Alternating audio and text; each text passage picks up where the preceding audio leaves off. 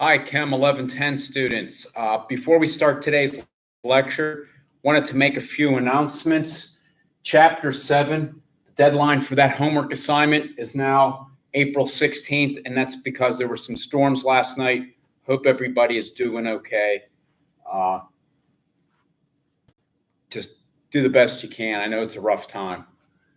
Final exam is Thursday, April 23rd, and it'll be administered through my lab, just like exam 3 was. So let's pick up on a topic that we ended our last lecture. This is part 2 that's going to finish chapter 8 for today's lecture. And that was the combination of ammonium oxalate with calcium carbonate. Now, carbonates are usually not very soluble. This calcium carbonate was prepared in an acidic environment, and it gave us calcium carbonate ions dissolved in solution. So there's the equation at the beginning. And what we want to do is we want to look at a partner exchange type of process. So let's look at how these are going to exchange. Let's look at the cations and the anions in each of these compounds. Ammonium oxalate, well, that's composed of the ammonium cation.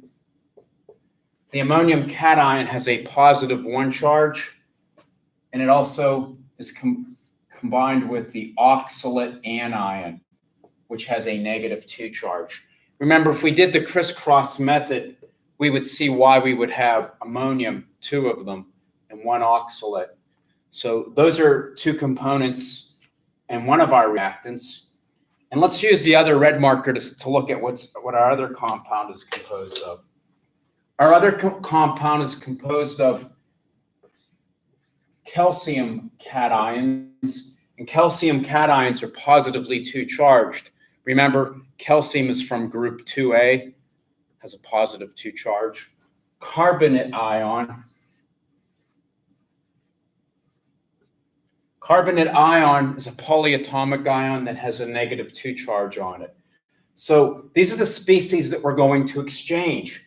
Now, remember what we do in a partner exchange reaction is we take the cation on one of our reactants and add it to the anion on one of the other reactants. So in this case, we're going to get ammonium carbonate.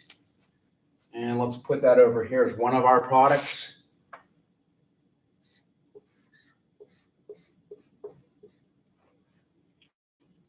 And I'll use a red marker for the carbonate. And remember, by the crisscross method, we would need 2 ammoniums. So we're going to use parentheses around it, just like we had for our reactant side. And we also have calcium oxalate. Oxalate ion is C2O4. And we end up with another product over here. And let's use our markers to represent these. Calcium oxalate, C2O4. Now, using the crisscross method, we would see that we would need 1 calcium ion for each oxalate because they both have a 2 on their charge. Calcium's positively 2 charged. The oxalate's negative 2.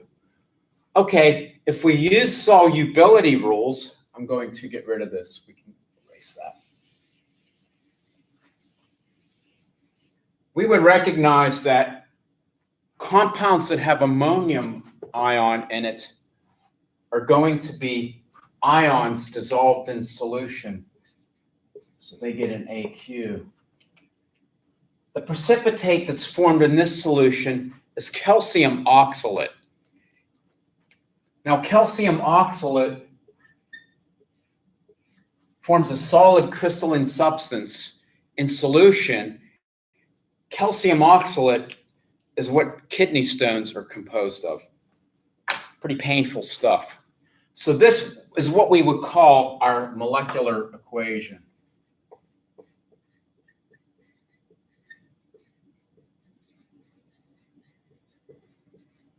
And let's review how we would write an ionic equation. An ionic equation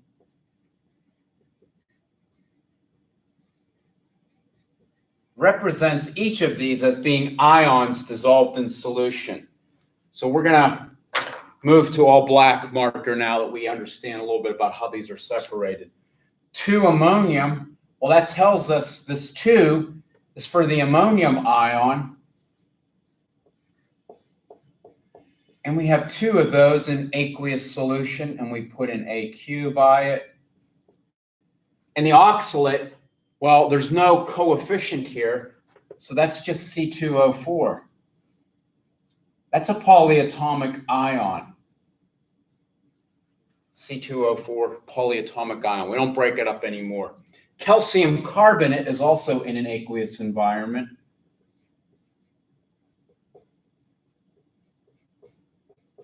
And we have carbonate ion also.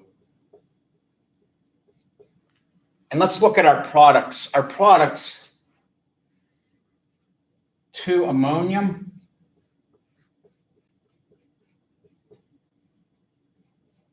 and they're all in an aqueous environment.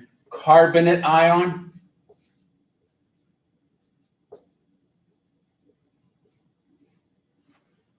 and calcium oxalate, which is a solid.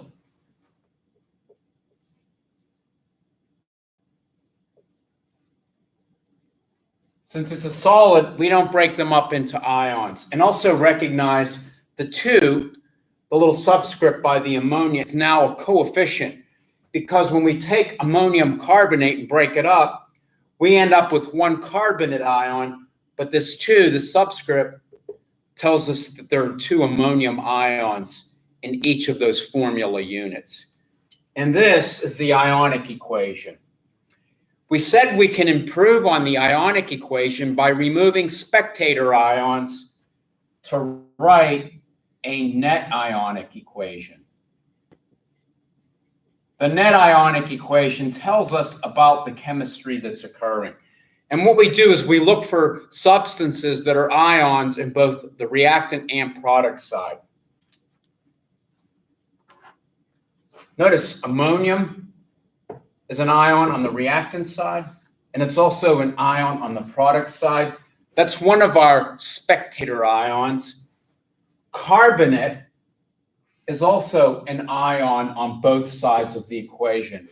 It's a spectator ion. The chemistry that's occurring is calcium is combining with oxalate to form the calcium oxalate precipitate. And by convention, we normally write the cation first in our equation. It's just a convention that's commonly used.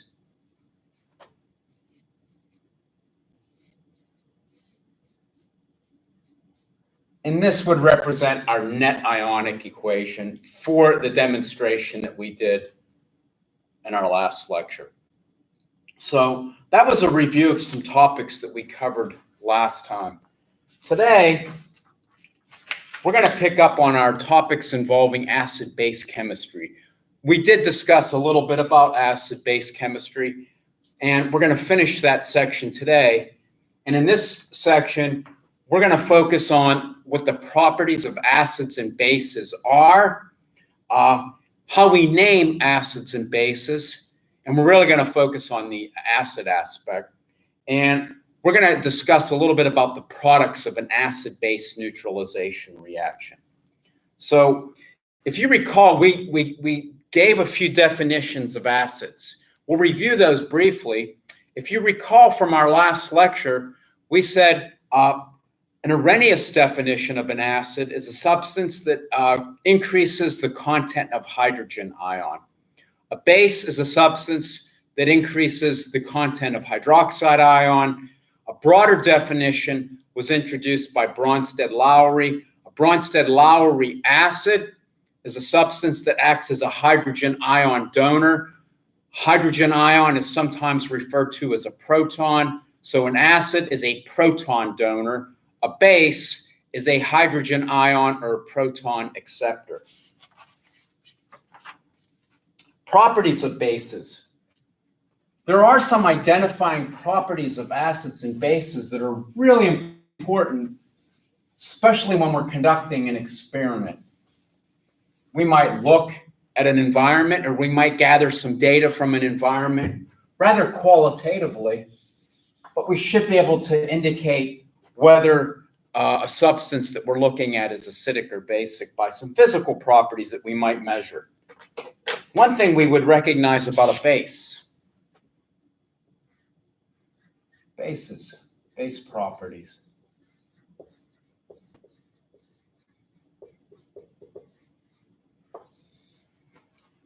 Bases taste bitter.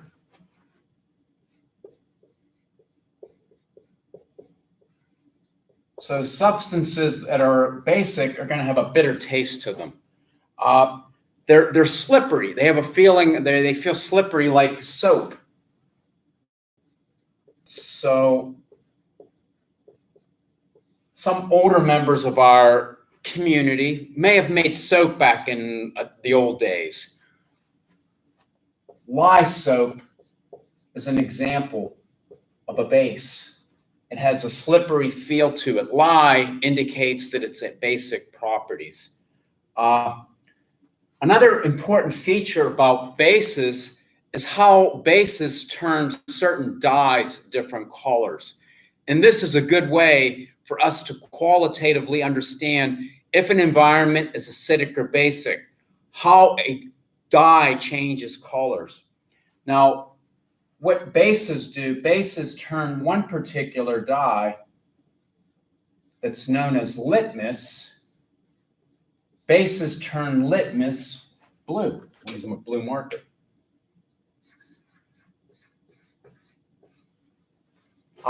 Litmus paper, we're probably familiar with. This is a paper that's impregnated with the litmus dye. If we put it into a liquid environment and that paper turns blue, well, that's a pretty good indication to us as an analyst that solution is basic.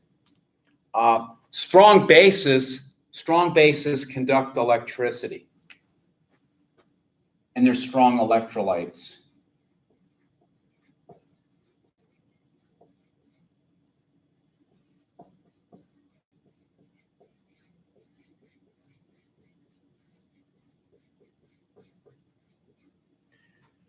We said that our strong bases are the metal hydroxides.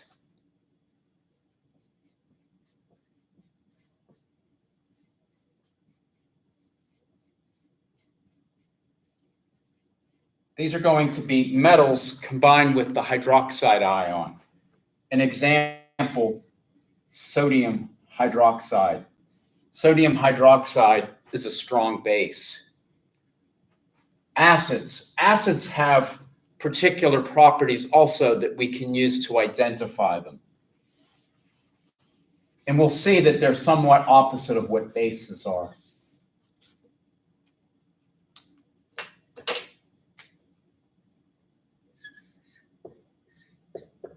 Acid properties.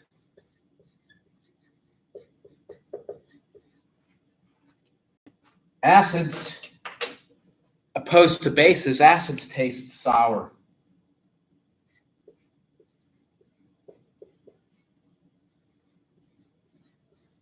Now, a common acid that we might actually consume is vinegar. Vinegar is an acid. Vinegar is composed of an active ingredient known as acetic acid, and it tastes bitter if we would, when we eat it on a salad, perhaps. Now, as we said about dyes earlier, acids turn litmus red. Once again, it's a good way for us as an analyst to indicate whether an environment's acidic or basic. We put, this is sometimes called pH paper. Litmus paper is another term. We put that into a liquid environment based upon the color that we see would tell us whether that's acidic or basic. Once again, like strong bases, strong acids conduct electricity.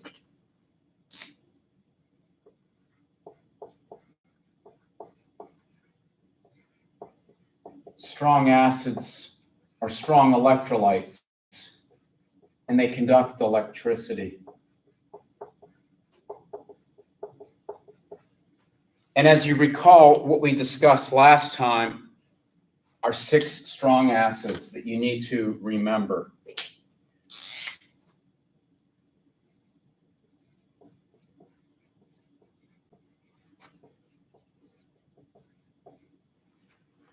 So you need to remember your 6 strong acids. Stop, try to remember them. Take a minute, start it back up. 6 strong acids. We're going to learn how to name these today. HCl, HBr, HI. So these are the simple acids that are composed of a hydrogen ion and a halogen. The only one that's not included in this list is HF. HF is a weak acid. I'm not even going to write it there. These are our strong acids: HCl, HBr, HI, HNO3, HClO4, and H2SO4. These are all 6 of these strong acids are strong electrolytes, and they break up completely. In other words, if we have a solution with HBr, for instance, these break up completely into hydrogen ions and bromide ions, and they would conduct electricity. Strong acids conduct electricity. They're strong electrolytes. Now, these are our 6 strong acids. I wrote their formula, but I didn't go through their names because we're going to learn how to name these acids, and the names that we apply to these can be used for even some of our other acids that aren't strong. So we're going to learn how to name acids. The nomenclature, important when we discuss an acid or a base, anything. Nomenclature.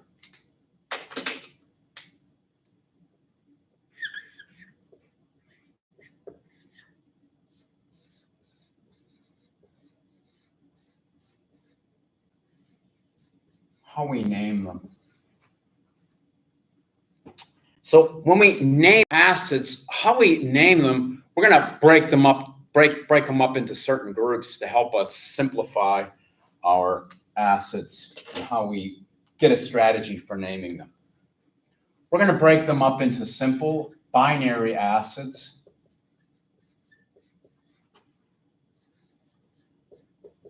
So binary means that it only has 2 components to it. Usually it's going to have hydrogen and some other anion. So these are pretty simple, composed of hydrogen and another anion. Remember, an anion is a negatively charged species. Hydrogen, in this case, is going to be positively charged. And we're also going to discuss how we name our more complex oxyacids.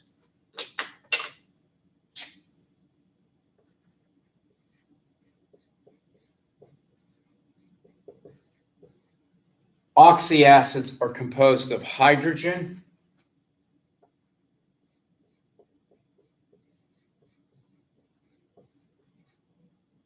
a central atom.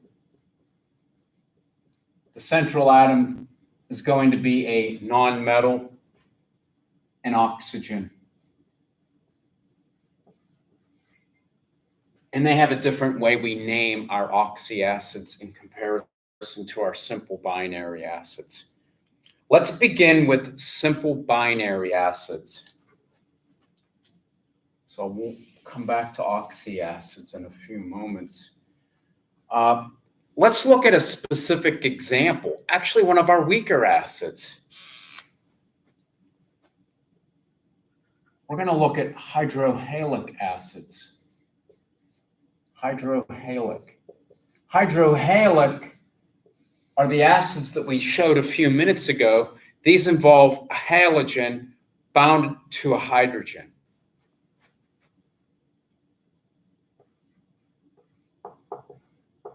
And these are going to be simple binary acids. They have hydrogen and one other anion that's going to be a halogen.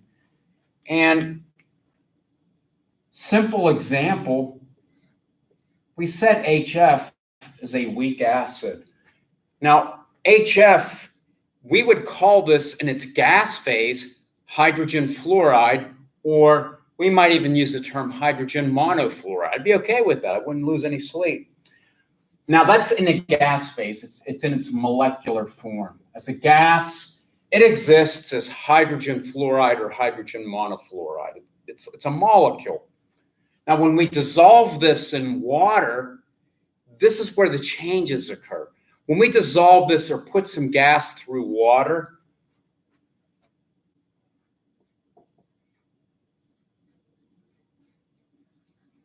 HF is a weak acid, and it actually breaks up to a small extent.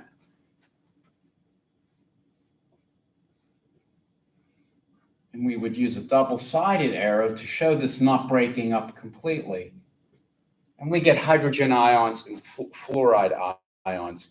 Now, when we dissolve this in water, the term that we use for a substance such as HF is hydrofluoric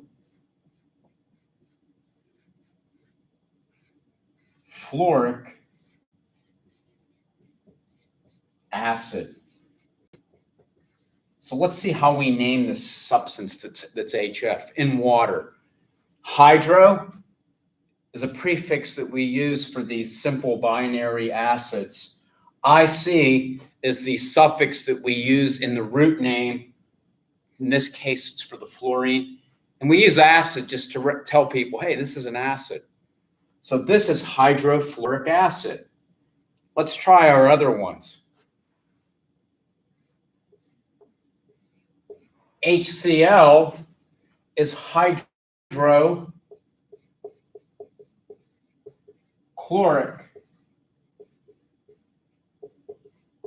acid. Hydro is the prefix that we use. Acid is the final term that we use at the end. And we use IC as a suffix for the chlorine. HBr, hydrobromic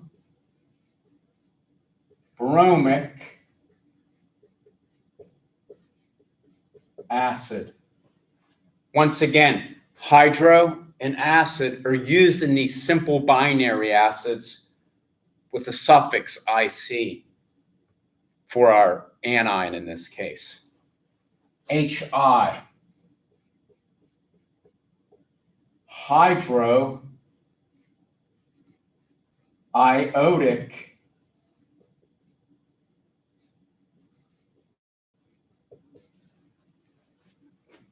So this is just the way we name simple acids that are composed of hydrogen and one other anion.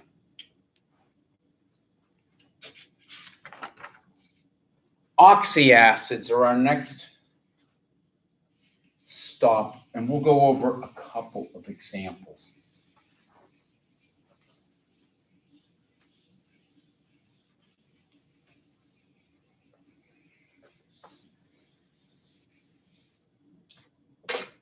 Oxyacids.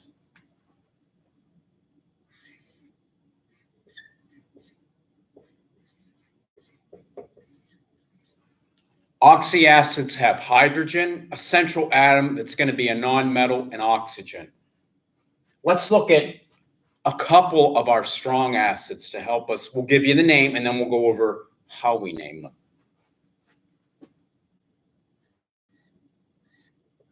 One of our strong acids was HNO3. Now, HNO3 is called nitric acid.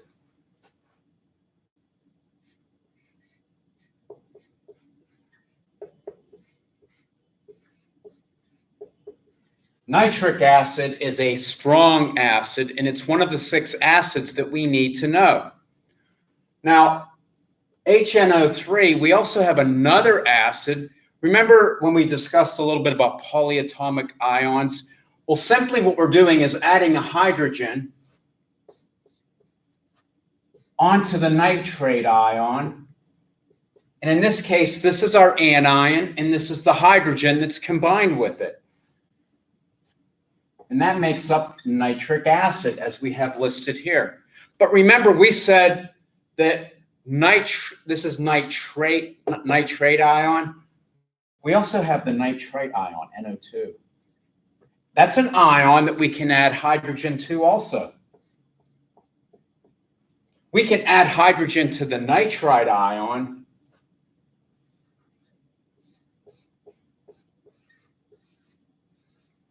And this is a weak acid. Notice its difference in its structure, its formula. This is HNO2. Now, this is the nitrate ion. And this is the nitrite ion. And we went over the differences in the nomenclature are simply going to be the suffix. Similar in this case. This is nitric acid. When we have one less oxygen,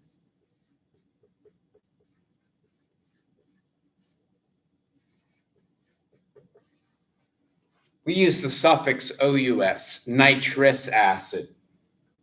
The most number of hydrogen, this is the maximum amount of oxygens we can put on there.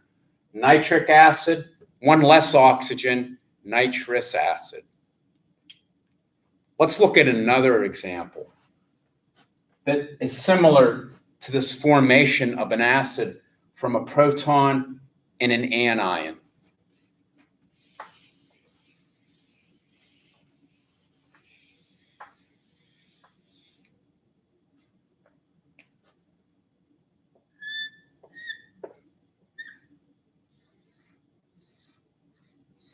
This is one of our strong acids also. Notice we have two hydrogens associated with SO4. Let's understand why. Now, SO4 itself, you may recall, is the sulfate ion. The sulfate ion has a -2 charge. The hydrogen ion has a +1. So just remember our crisscross rules. We need 2 hydrogen for each sulfate to give us a neutral compound. And we end up with H2SO4. So let's remember this is the sulfate ion. And sulfate ion combines with 2 hydrogen to give us this compound that's called sulfuric acid.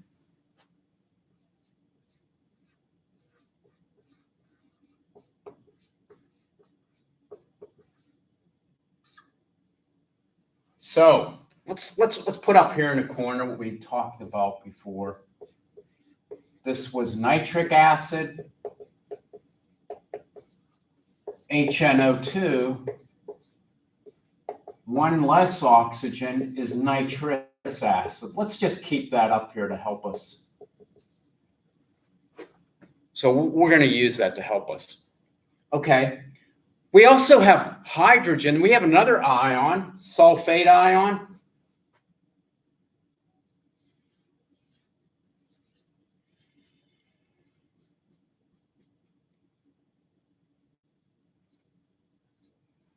We also have this ion that's very similar. This is called sulfite ion, one less oxygen.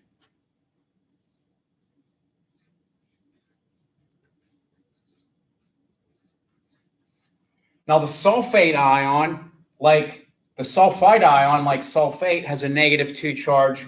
It requires 2 hydrogen, and it forms a compound H2SO3.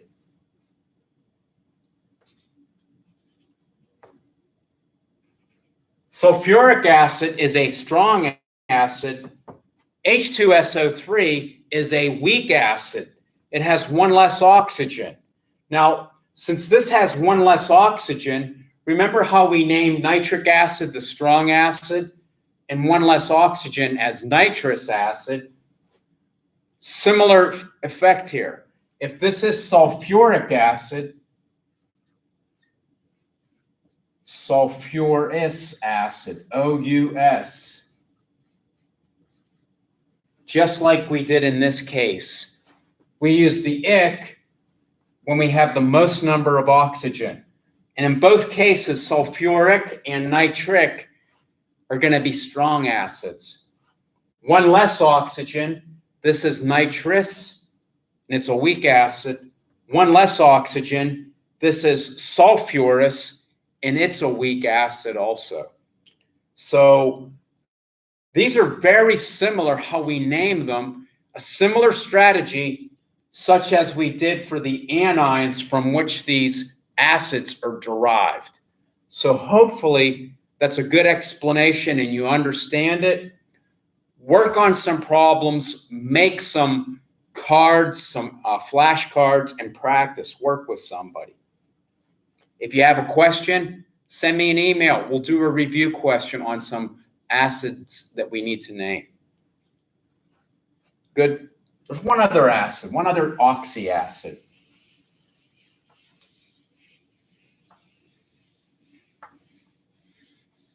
And we're going to continue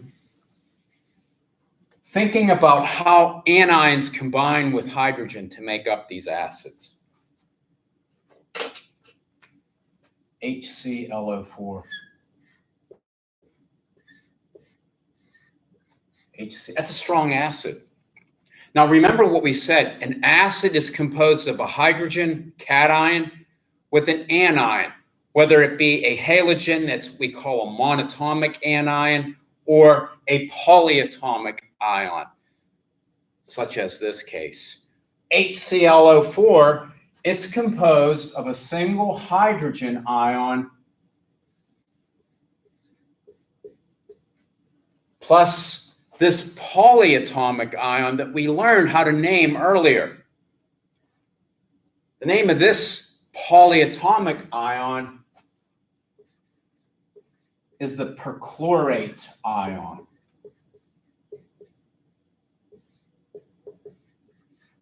When we combine hydrogen with it, it makes HClO4, and this is called perchloric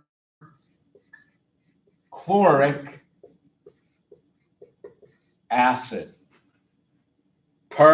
Very similar to the anion. IC, we're going to show in a few minutes, that's important in our naming, and we give the acid at the end. Now let's think about other polyatomic ions. Remember we had a series of these. ClO3 was the chlorate ion. We had ClO2, chlorite ion, and we had ClO negative, hypochlorite.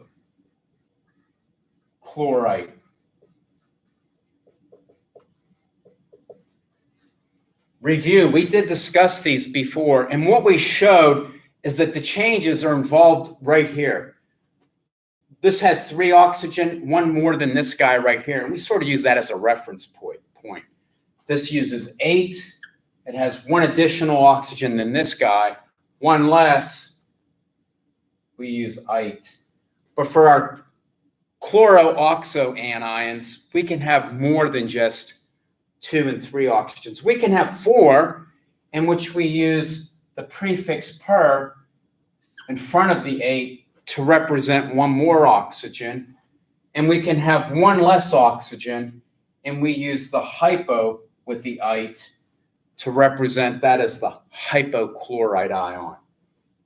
Well, we're going to follow similar fashion to name our acids, because remember, an acid is nothing more than an anion with a hydrogen associated with it in most cases.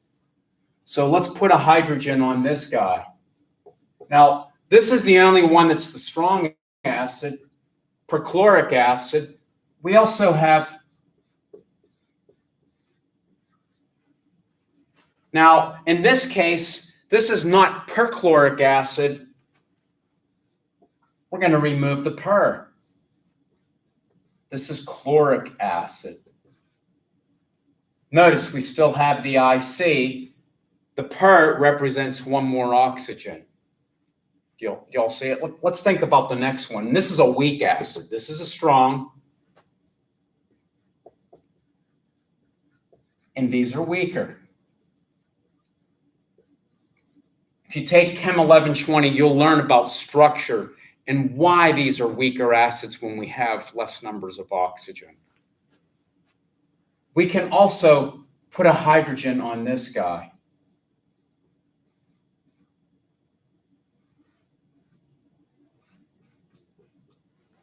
Now, if this is chloric acid, one less oxygen. Remember nitric acid, nitrous acid, sulfuric acid, sulfurous acid. One less oxygen. We change the prefix. This is chlorous acid. Starting to see the trend? We could put a hydrogen on the hypochlorite ion. And what we would get here is HClO. And what we're going to use for this acid is the hypo. Hypochlorous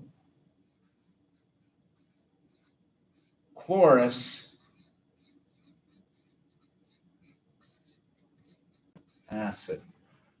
So what you should recognize is that this has a pattern of naming.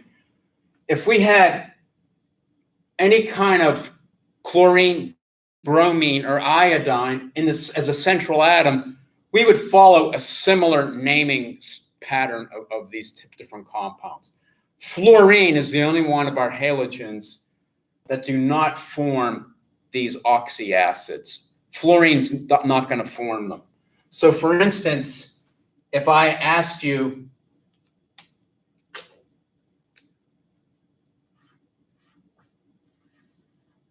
HBrO2, we would recognize that this is bromous acid, just like chlorous acid. It has a hydrogen and two oxygen. This is bromous acid. How about HBrO3?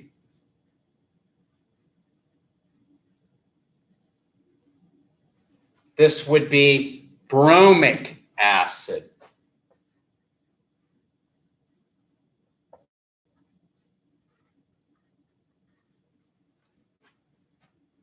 You should be able to do this same type of naming if we had iodine in here. What if we had HiO4? Gets kind of tricky. The naming, the name doesn't start to flow as well. This is perchloric acid. That comes off the tongue pretty well. This is periodic acid. IC per, just like the perchloric acid. Do we see the pattern? Patterns are really important. It's a structure of naming them. If you learn one pattern, you can now name about 12 different acids if you know the pattern for one series. So hopefully that'll help you in your studies. Again, practice makes perfect. Work with somebody, make flashcards, do your homework. It's a good formula for success. So there's how to name our oxyacids. The final topic, now that we know how to name acids and we understood a little bit about their properties and how they behave as electrolytes, we're actually going to review a topic that we discussed earlier, and that's the product of an acid-base neutralization reaction.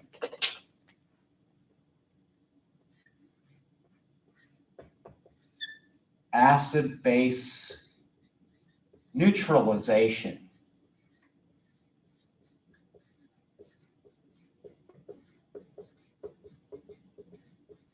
So an acid-base neutralization reaction involves the addition of an acid, and we're going to focus on strong acids reacting with strong bases.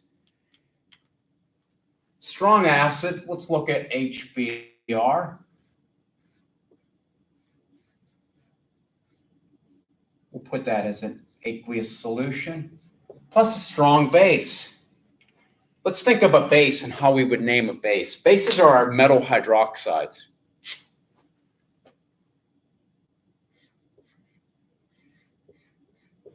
That's potassium hydroxide. Pretty easy to name. It's just the metal and the hydroxide. Don't need any kind of like special nomenclature. Now, when we react an acid and a base and they neutralize each other, they're going to form water and a salt. So let's think about why they form water. Remember, an acid is a substance that donates its protons, or as Arrhenius said, it increases the hydrogen ion content. So there's the hydrogen ion from our acid. Let's put that over here. And it's going to combine with the hydroxide from our base. Remember Arrhenius equation. It's a substance that increases the hydroxide ion concentration, or Bronsted-Lowry, the OH can accept a proton.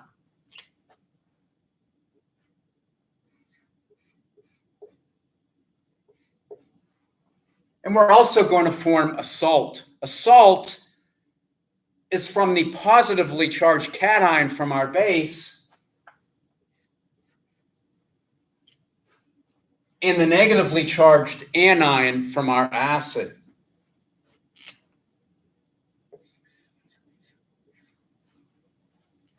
So let's clean this up the way we would see it. Now, when we write HOH, that's water, H2O. So let's just write it as H2O. And let's use something, let's just use the blue marker just to represent that, H2O. And it's a pure liquid. KBr is a salt. It's potassium bromide. It has a metal and a non-metal. And it would exist in an aqueous environment. It would have an AQ. So essentially, we can think of acid-base neutralization reactions as being partner exchange. It's very similar to the double displacement reaction. OH combines with the H, K combines with the Br, and we get this type of process that gives us a water and a salt. Those are the products of an acid-base neutralization reaction. So that pretty much ends acid-base neutralization reactions for Chapter 8.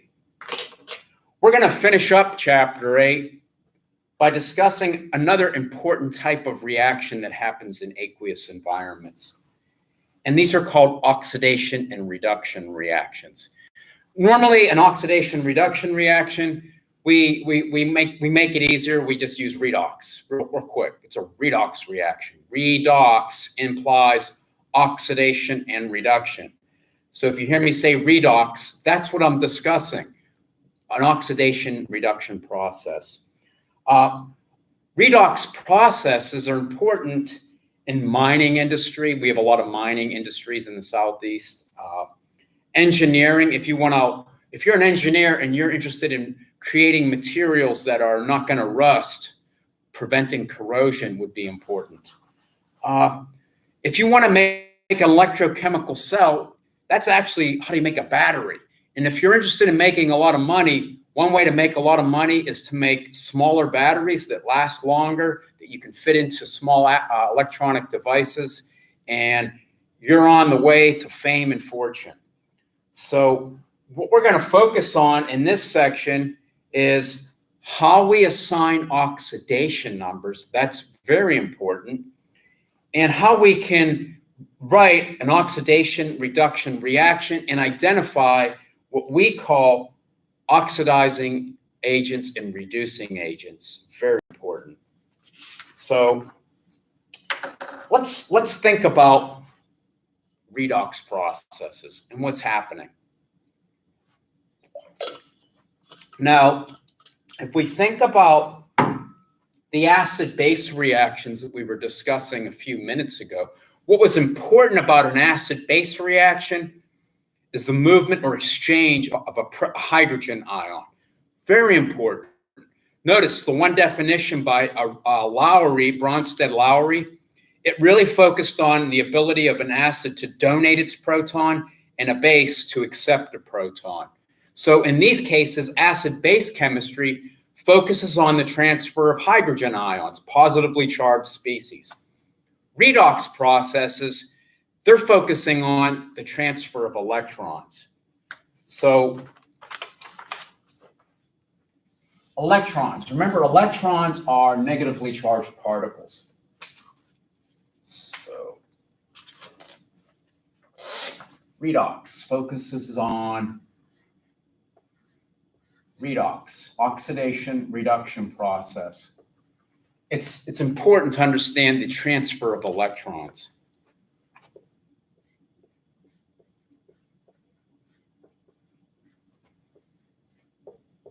And remember, electrons are negatively charged species. So a term that we use to describe what happens in an oxidation and reduction reaction, as the name implies, we're going to have something that's going to be oxidized. And by convention, some oxidation implies the loss of electrons.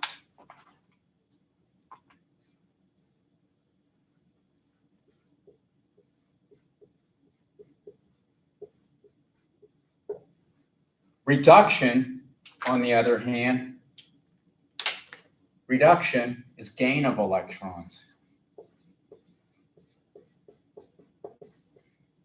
Now I'm only using black and red because my black marker just sort of didn't want to work too well. That's the gaining of electrons.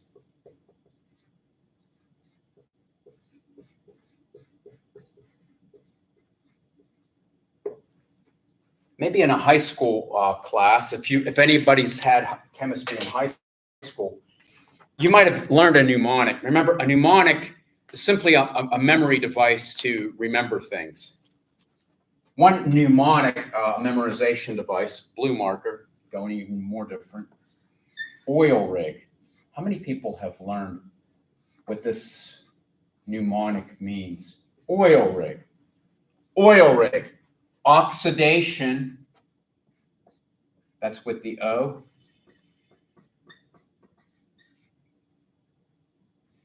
That's the I. Loss. And we're looking at electrons. Rig. Maybe a different color. How about that? I think that makes it brings it home a little better. Reduction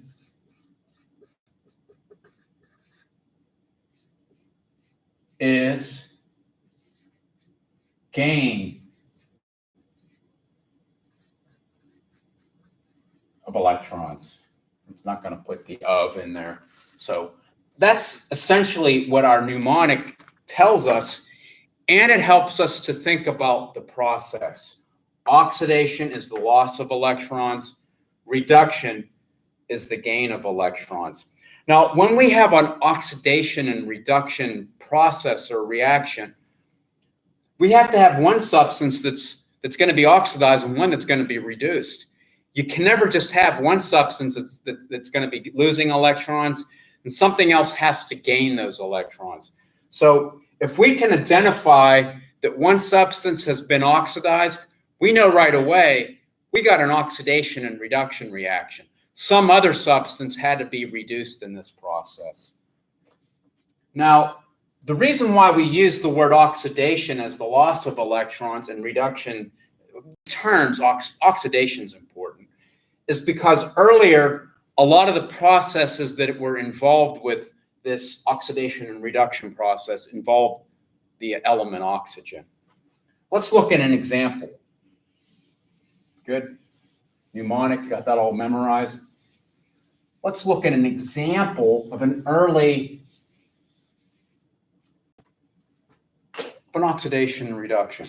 So if we take some solid calcium,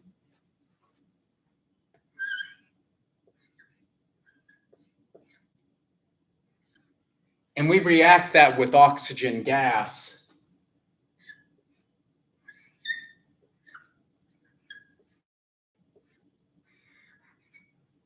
we're going to end up with a solid. The solid that we make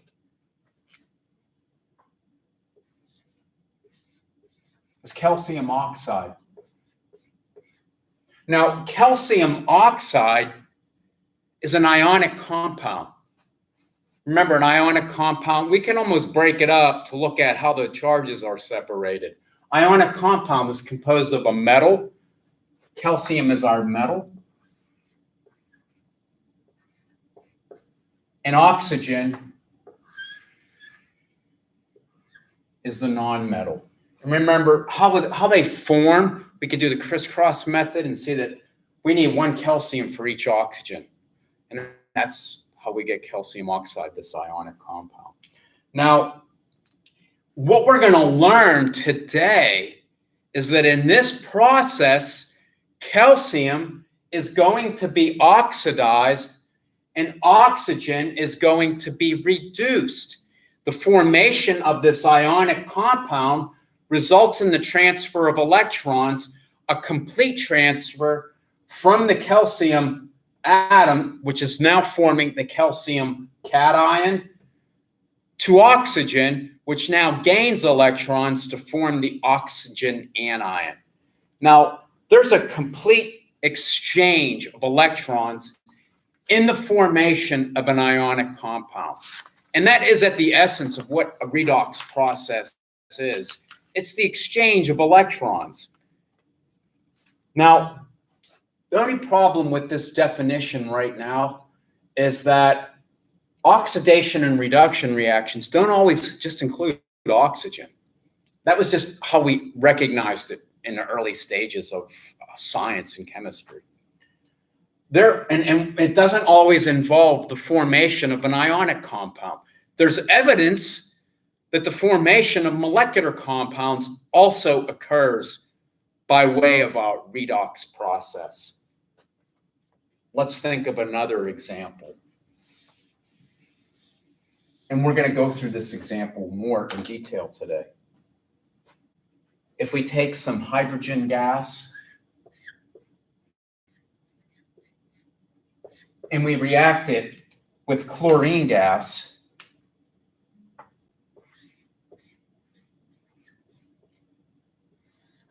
what we end up with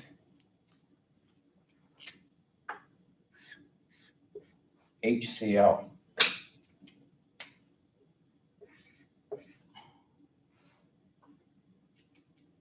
Now, HCl is a molecular compound. It's not an ionic compound. There's no complete transfer of electrons from hydrogen to chlorine or from chlorine to hydrogen. But there is a partial transfer of electron density. Remember our differences in electronegativity that we discussed earlier. Chlorine's more electronegative than hydrogen. It draws electron density towards itself and makes this polar substance. So there is a transfer of electron density from one atom to another in this molecular compound, but there's no complete transfer of electrons. Now, this model that we have here, this reaction, sort of leads us to how can we identify that a redox process has occurred when we're not creating an ionic compound. Well, what we do as an electrochemist, what electrochemists have done, is they've designed a method to assign what we call oxidation numbers. We assign oxidation numbers to atoms so we can look at a chemical process and help make some decisions as to whether the process is a redox process or not a redox process. It helps us to understand the process. It helps us to use the process to our availability for what we might want to accomplish with it. It might help us to remove oxidation from occurring if that's actually what our goal is.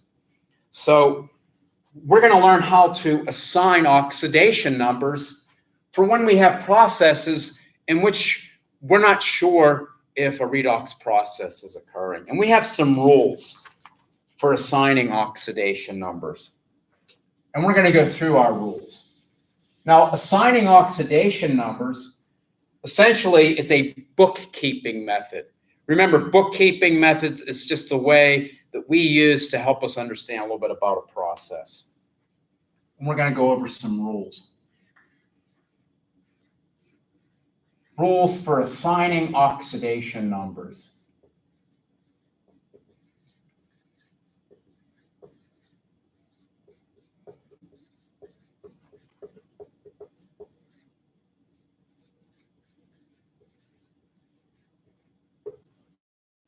Rule number 1, substances in their elemental form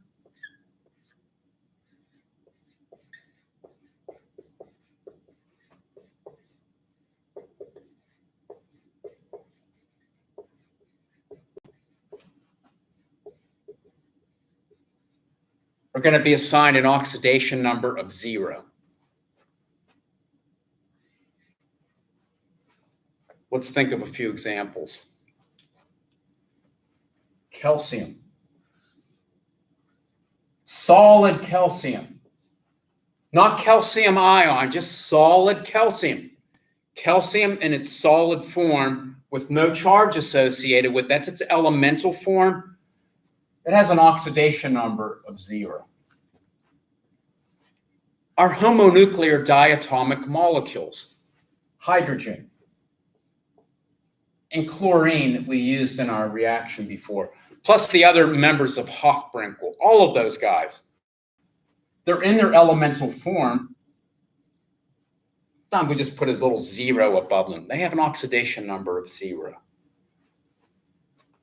S8. We really haven't talked about this. That's an allotrope of sulfur. Sulfur exists in different elemental forms. One is a ring of sulfur atoms combined together. Notice there's no other atom combined to it. All it is just sulfur atoms. In its uncombined elemental form, we give it an oxidation number of 0 also. So that's our rule. If a substance is by itself as a single atom, a single element, it's going to have an oxidation number of 0. There's 2 atoms of hydrogen, but there's nothing else combined to it. It's in its elemental form.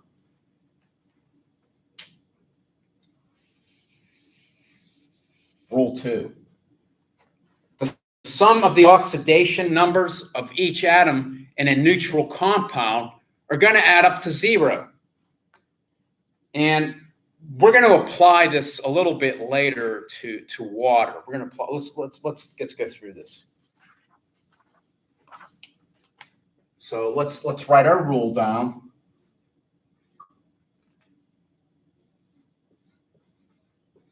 The sum of oxidation numbers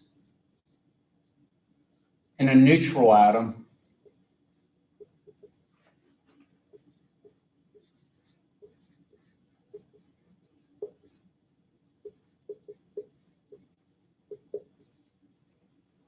we're going to work with this in a few minutes, but we're going to first of all go through a few more rules. We're going to look at this for the reaction of water in a few minutes. Let's think about the formation of water. But before we do that, we need to describe a few more rules. We're going to do this in a minute. So this is our goal. We're going to go over that in a second.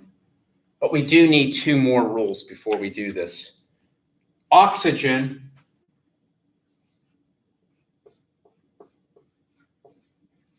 when it's not in its elemental form, remember O2 is 0. When oxygen is combined with something, it's -2. There is one exception. Peroxides, oxygen's -1. So there's an exception to this rule. And this is H2O2, hydrogen peroxide. We'll go over that one maybe at the end of today. Hydrogen.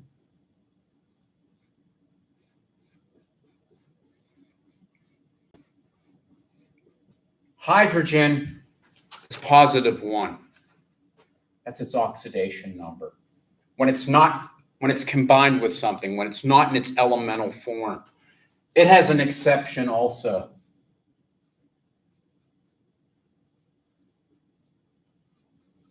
Metal hydrides, MH. When we have a metal such as sodium and hydrogen is -1. We'll go through a couple of exception examples in a little bit. But we have enough information now to describe the formation of water as an oxidation and reduction reaction. Let's go through this now. We have a few rules. We set the stage. We can describe this process. We take hydrogen and we react it with oxygen.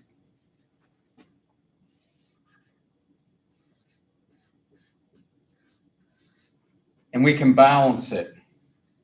Now, we have a 2 in front of hydrogen. That doesn't affect the oxidation number. All we need to recognize is that hydrogen gas is in its elemental form. It's H2, elemental form. It's not combined with anything. Hydrogen has an oxidation number of 0. When it's not combined with anything, it is 0. Oxygen, not combined with anything, in its elemental form is 0. H2O. Okay, we're forming water. This could be a liquid. Now we can assign oxidation numbers. Oxygen is -2. This is not peroxide. Oxygen in this case has an oxidation number of -2. Hydrogen is +1. This is not a metal hydride, so we give hydrogen as +1. And what we said in Rule 2, the sum of the oxidation numbers in a neutral atom is going to be 0. Let's show that for H2O.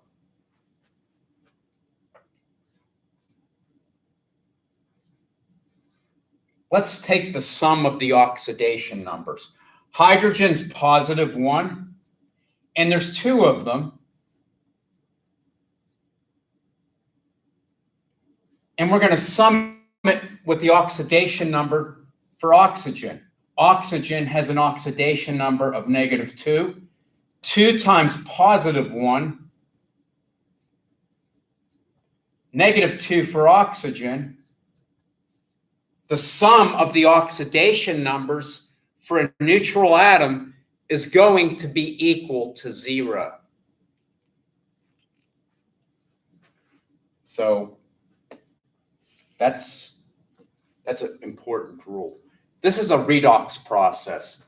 Hydrogen has been oxidized. It's gone from 0 to +1. Oxygen has been reduced from 0 to -2. The formation of water from its elemental forms of hydrogen and oxygen is an example of a redox process. Let's add some more rules. We good?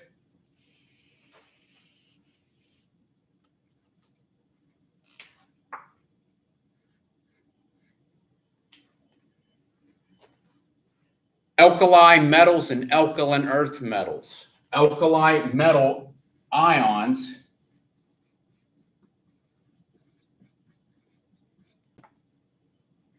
+1. Alkaline earth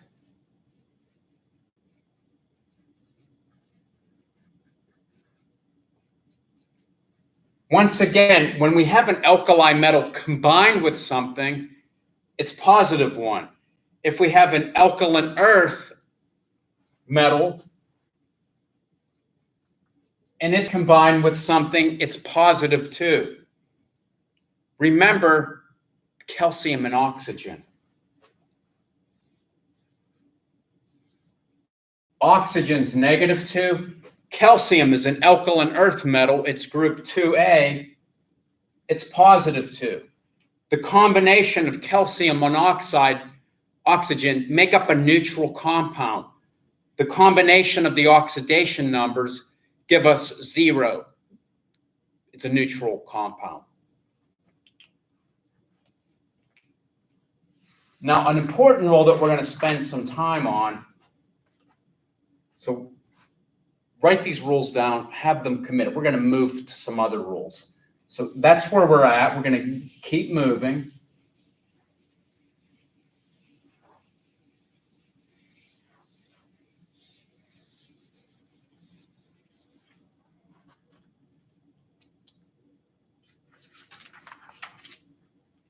So I believe we're up to Rule 5. Rule 5 involves the oxidation, how we assign oxidation numbers for a polyatomic ion.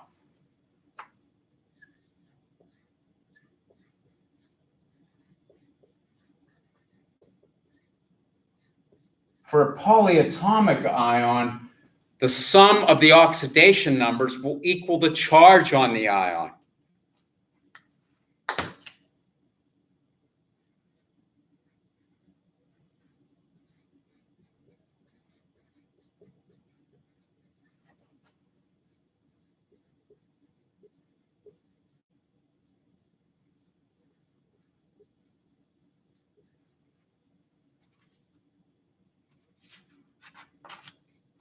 Let's try an example. Let's look at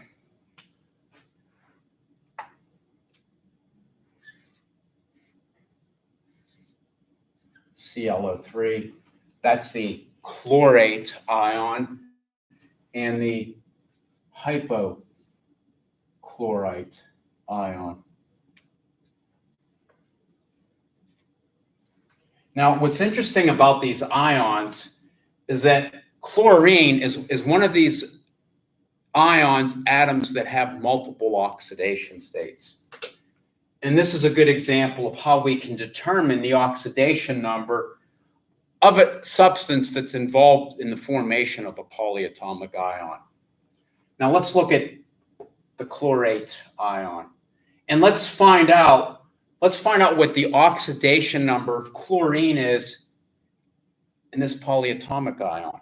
Right now, the only thing that we know is oxygen's -2. This is not a peroxide. Oxygen is -2. Question is, what's the oxidation number of chlorine? Let's treat that as X. We don't know what it is. Okay, I'm going to use algebra to solve the problem. You don't need to. You can. It's a nice, easy way to solve it. Let's find out what the oxidation number of chlorine is by using a little bit of algebra. So let's just let X be the oxidation number of chlorine. And what our rule tells us is the sum of the oxidation numbers for substances that make up a polyatomic ion equal the charge on the ion. Okay, so we're gonna sum them up at all the contributions. There's the contribution from chlorine. Let's add the contribution from oxygen. How many oxygen atoms are in this compound? There are 3. Good. What's the oxidation number of each oxygen? It's -2. If we add X plus the contribution from oxygen, they have to equal the charge on the ion. This has a -1 charge. The contribution from chlorine plus the contribution from oxygen, there's 3 of them, each of them are -2, have to equal -1. Well, now we do some algebra. We solve for X. Here's X. 3 times -2. Everybody good with that? Everybody cool? Let's solve for X.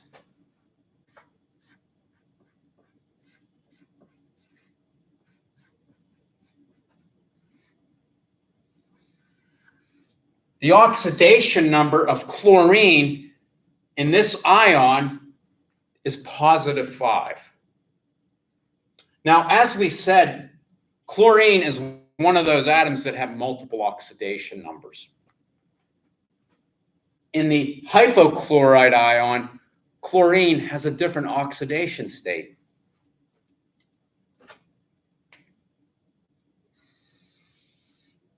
Let's do the same exercise for this ion over here. And let's let Y be our oxidation number for chlorine. Oxygen, as we said, is -2. That hasn't changed. Oxygen's still -2.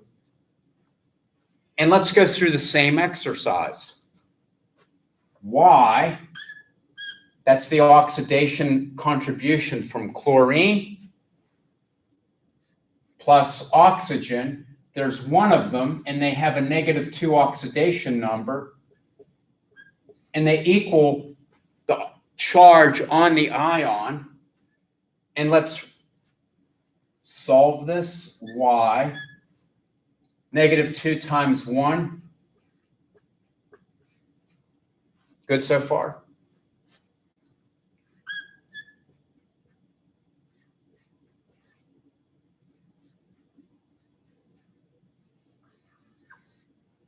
In this compound, chlorine has a different oxidation number. Its oxidation number or oxidation state, you might hear me use both of those, is +1 in this compound. And in the chlorate ion, chlorine has an oxidation number of +5.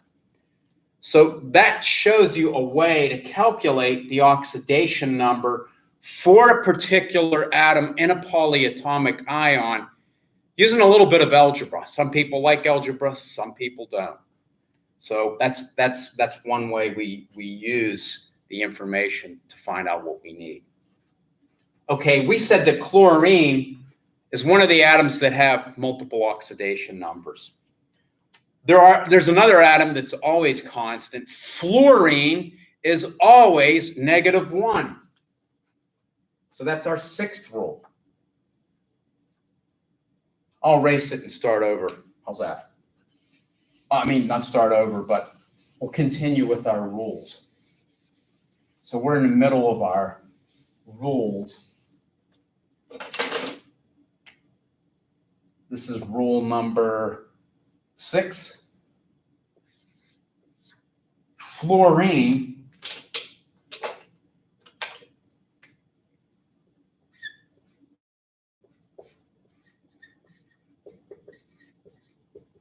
always -1. Now, the other halogens, as we showed, chlorine, bromine, iodine, they have multiple oxidation numbers. Normally they're -1, but as we showed in that last example, they can have different oxidation numbers. If we have an ion, the charge on the ion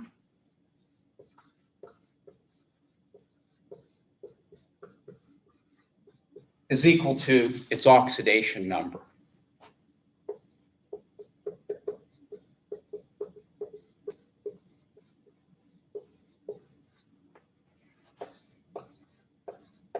Calcium cation has a +2. Now remember, calcium solid, it's 0. This is not calcium in its solid state. This is the calcium cation. Its oxidation number is equal to its charge.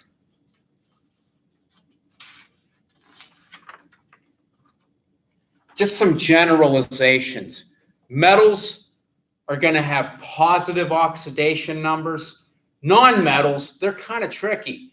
Non-metals are going to have positive and negative oxidation numbers, but they never have a higher oxidation number than their group number.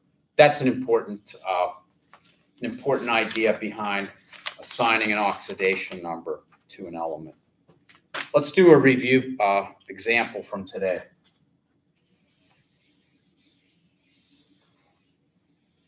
So let's use our rules.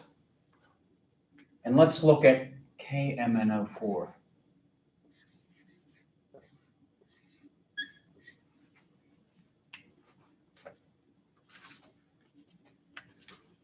Now, there's a similar example on page 350 that you should go over.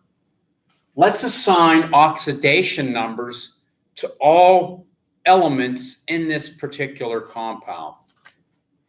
So, some of them are easy, one of them's kind of hard. Let's go with oxygen first. Oxygen's the easiest one. Oxygen, this is not a peroxide. Oxygen's -2. Potassium, it's a group 1A. Group 1A, alkaline metal, +1. Manganese is a transition metal. It's kind of hard to predict. We have to use our algebra to solve for that one. That's how I would do it. So we know what potassium is. We know what oxygen is. We don't know what manganese is. So this is +1. This is -2. Let's find out what our oxidation number for manganese is. I'll just call it Z to be different. Now, this is a neutral compound. The sum of the oxidation numbers are going to add up to 0. Potassium has a contribution of +1. Manganese, we're not sure. We'll call that Z. Oxygen, there are 4 of them. And they each have -2. The summation of all of these, the contributions, it's a neutral compound, is going to add up to 0. So let's go through the math. Here is +1 plus Z. 4 times -2 minus 8 is 0. Let's combine our terms. Z, we have -8 and +1, -7. Z is going to be the oxidation number of our manganese, and I get +7 by doing a little bit of algebra.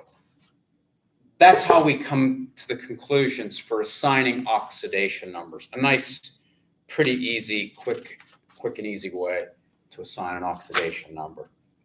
Now, the last topic we're going to discuss in Chapter 8 is using some terminology that we throw around in terms of the field of this is electrochemistry, understanding about redox processes, and using our oil rig is when we design a redox experiment. One important features, not one, but important features are defining what we call oxidizing agents and reducing agents. So these are important redox terms that we need to address.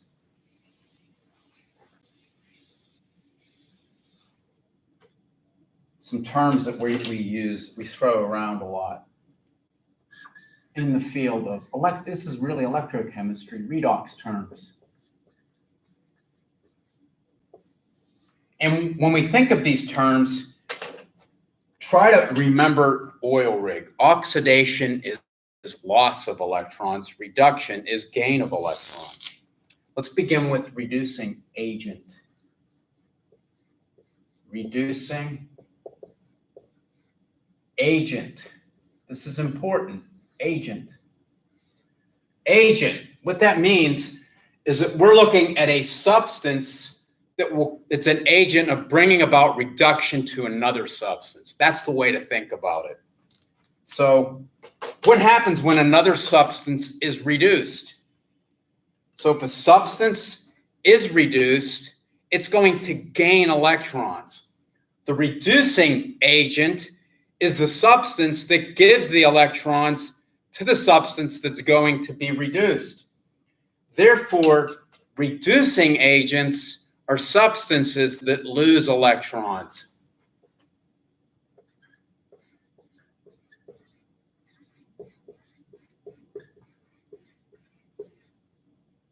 That's what's important. Reducing agents lose electrons. They are an agent that brings about reduction in another substance. Since they lose electrons, reducing agents are oxidized.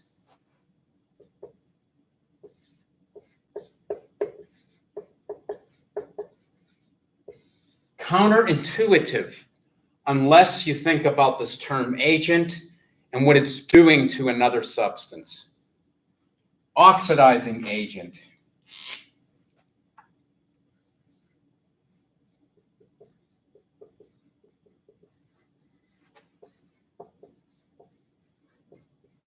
So an oxidizing agent is a substance that's going to cause another substance to be oxidized. In other words, the oxidizing agent is gaining the electrons that the substance that's being oxidized is giving up. So they gain electrons.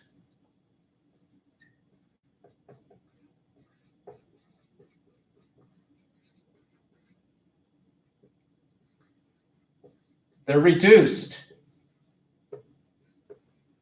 So that's essentially what's happening here. Reducing agents are substances that are oxidized.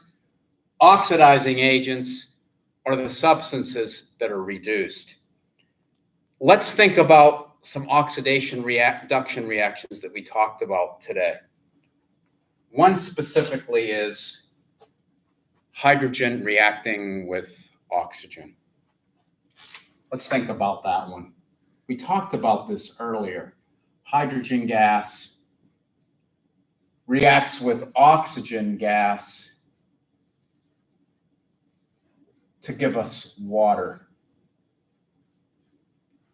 And remember, we can assign oxidation numbers such as we did earlier.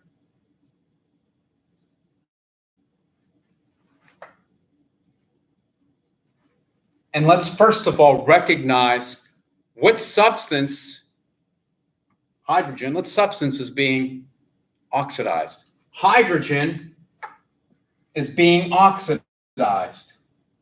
Hydrogen is going from 0 to +1. Hydrogen is going to be our reducing agent.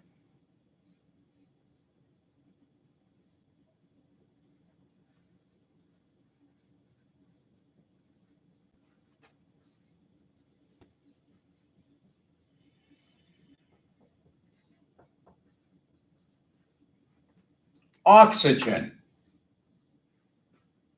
Oxygen is being reduced.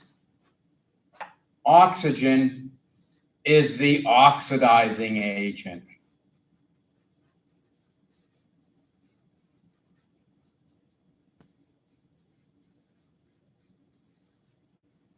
So that's what's important in that reaction.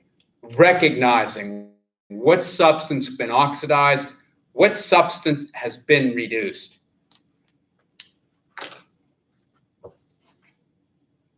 Good. We're going to finish with this topic right here. Next lecture, we're going to start gases, but we're going to go into a problem that I want you to think about until next lecture. So here's a problem to think about until we finish our lectures next time. This is a problem we'll pick up on as a review.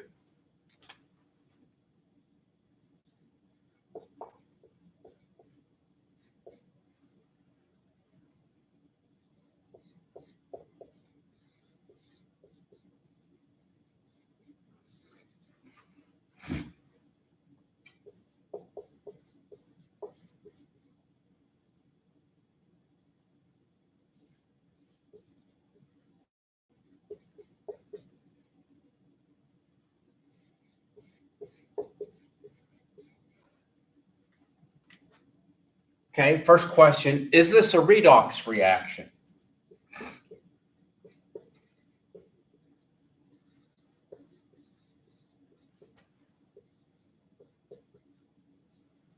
That's important. When we're given a reaction, one question we might ask, is it a redox? If it's not a redox, then there is no reducing and no oxidizing agent.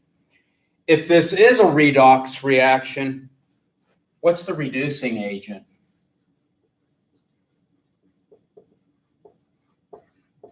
And to answer the question, the reducing agent is the substance that's being oxidized.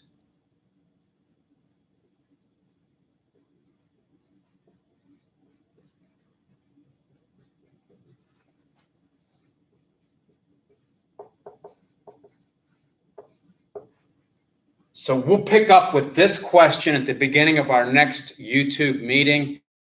If you have any questions as we approach the end of the semester, please feel free to send me questions about problems that you're having. Now, if you send me a problem and it's like, hey, can you do homework problem from my lab mastering such and such? No. Find a problem that's similar to it in a textbook that we're using, TRO, or any resource that you have, and I'd be glad to do the problem for you as a review before our lecture. We'll have a lecture on Thursday that'll include our beginning topics on gases in Chapter 10. I'm planning on giving another lecture on Monday, a PowerPoint and a YouTube video. Even though we don't meet on Mondays, one extra lecture to finish up Chapter 10 will be needed, and I think that'll be important for you. So there will be a lecture on Monday that should conclude our gas phase topics. Okay, thanks a lot. Have a nice afternoon, and we'll see you all on Thursday.